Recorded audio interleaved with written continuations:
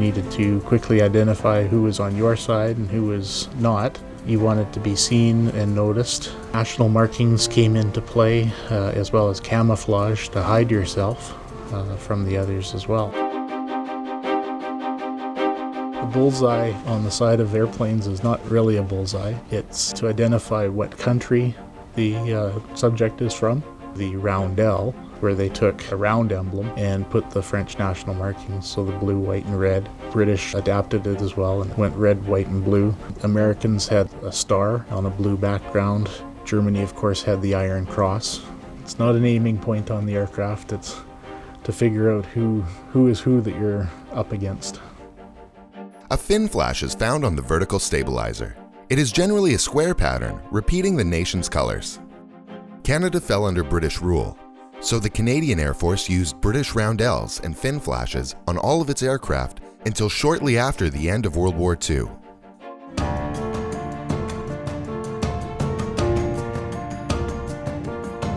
In addition to national markings, planes would have a unit and aircraft identifier code. Most squadrons were identified by 2 letters.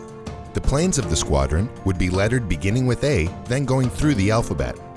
After Z, the letters would repeat, but with a bar under or over the letter.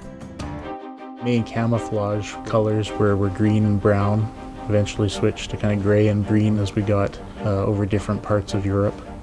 The bombers at nighttime obviously wanted to not be seen from the ground, so a lot of their aircraft were painted black on the undersides. Each nation tended to have their own system that they had been developing. If you're an aircraft that's out at a higher altitude, you want to blend into the clouds. And those that run at a lower altitude, if they're being looked down upon, they want to blend into the ground. British and some of the low-level fighters tended to use the greens and browns to blend in, whereas the Germans, who always were the Hun up in the sun, they wanted to blend into the clouds, so they tended to use grays. From the start of the war through towards the end, the Allies pretty much stuck to their initial plans of how to identify the aircraft. There were minor changes. The Luftwaffe started the war with bright yellow nose and yellow wingtips, bright bands of color, whereas if you look at a later mark at the end of the war, the colors were very subdued. You could tell the kind of the mindset had gone from we're number one to let's just survive this. As the Americans became dominant in Europe, they dropped all camouflage colorings and left bombers and fighters in bare aluminum.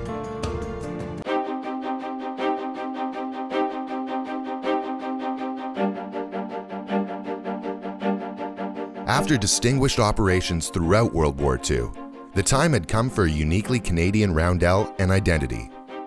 A Canadian maple leaf was incorporated into the roundel.